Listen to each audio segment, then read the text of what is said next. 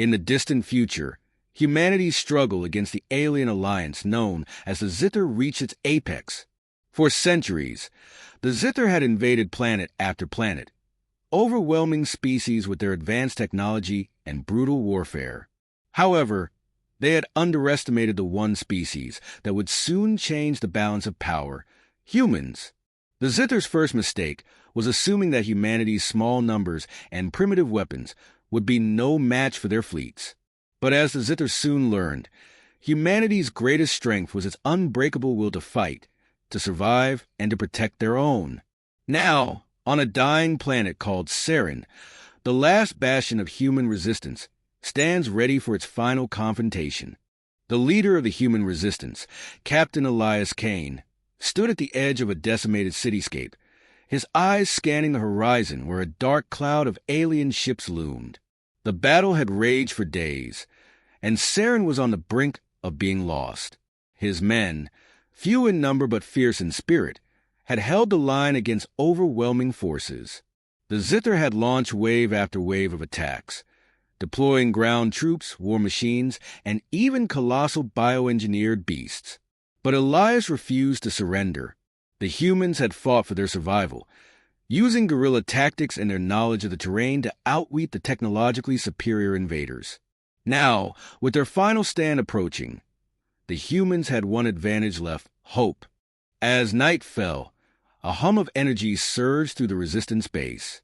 Elias knew the time had come for the ultimate gamble. His people had been working in secret for months, building a prototype weapon capable of crippling the Zither's central command ship. The device, a hybrid of human ingenuity and alien technology, could disable the invaders' fleet with a single strike, but only if it could reach the heart of their operations. Elias had a plan to get it there, but it would require every ounce of his leadership and every drop of his soldiers' courage. As the soldiers prepared for the mission, Elias gave a final speech, reminding them that humanity's fight was not just for survival, but for the future of every planet, every species, and every freedom they had ever known. The following morning, the Resistance set off on their mission under the cover of darkness, navigating through ruined cities and hostile alien territories. Elias led the way, his tactical suit blending into the environment, his eyes constantly scanning for danger. The team moved like shadows, crossing devastated landscapes, evading patrols, and using every ounce of their training to stay hidden. The plan was simple: get to the Zither's command center, activate the device, and escape before the alien fleet could react. But the Zither were not easily fooled. Their surveillance technology had already detected the Resistance's movements, and they were ready for the final confrontation. Elias knew there was no turning back now. The enemy was waiting. As the human resistance neared the Zither stronghold, the ground shook beneath their feet as the Zither's war machines emerged from the shadows, towering over them like giants. The soldiers drew their weapons, preparing for the inevitable battle.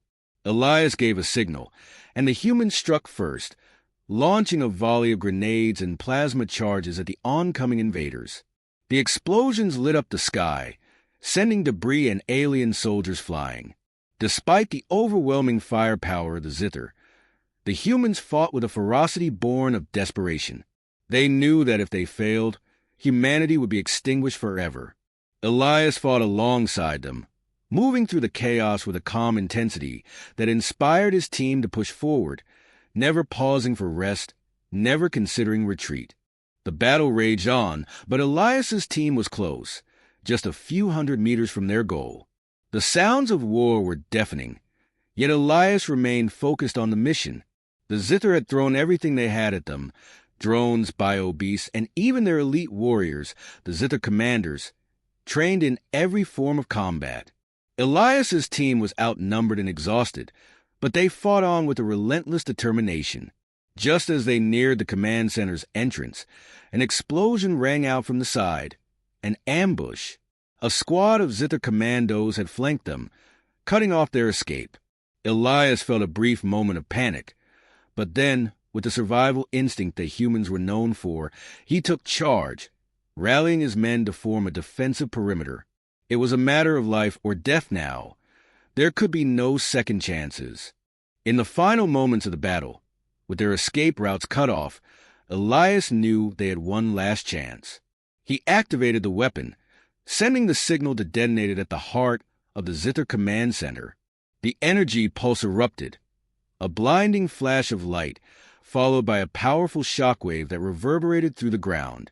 The alien fleet above was crippled, their ships falling from the sky, unable to continue their assault. The battle was over, and humanity had won. Elias looked around at his team, all of them bloodied but alive. They had not only survived, they had struck the final blow against an invincible enemy. As the remaining Zither forces retreated, Elias knew one thing for certain. Humanity's legacy would not be one of subjugation, but of resistance. The Zither would never underestimate them again.